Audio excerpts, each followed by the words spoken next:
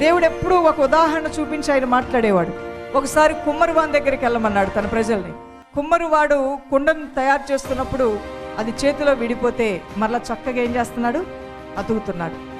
ఒక కుమ్మరివానికి కుండ తన చేతిలో విడిపోతే కుండను అతికే జ్ఞానం ఉంటే ఈ సర్వలోకాన్ని సృష్టించిన నాకెంత జ్ఞానం ఉండాలి అంటాడంట ఆయన. ఒక ఇంజనీరే ఆకాశ హరిమయాలు కట్టగలిగితే, వింతల్లో వింతైన కార్యాలే ప్రజలే చేయగలిగితే, ఆ ప్రజలకు ఆ జ్ఞానం ఇచ్చిన దేవుడినైనా నాకెంత జ్ఞానం ఉండాలి, నాకెంత వివేకం ఉండాలి, నేను ఇంకెంత జ్ఞాని అయిన దేవుణ్ణి, నేను భూమిని కట్టిన వాడిని, సముద్రాలను నిర్మించిన వాడిని, ఆకాశ నక్షత్రం నిర్మించిన వాడిని. నా వాక్కు చొప్పున, నా మాట చొప్పున సర్వ సృష్టి కూడా నా కనుసరణలో నడుస్తూ ఉండగా లేంది ఈరోజు నేను ఈ జీవితంలో ఉన్నటువంటి అల్పమైన కార్యము నేను చేయలేనా అంటున్నాడు.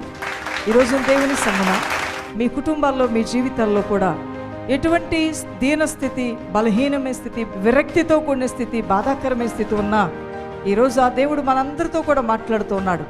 సమాధుల్లో నుంచి నేను లేపినట్లుగా లేవనెత్తి మిమ్మల్ని నేను సమభూమిలో నిలబెడతాను. ఈరోజు నువ్వు ఏ స్థితిలో పడిపోయినా నీ దేవుని లేపుతాడు అన్నవారు దేవుని స్తోత్రాలు చెల్లిద్దాం.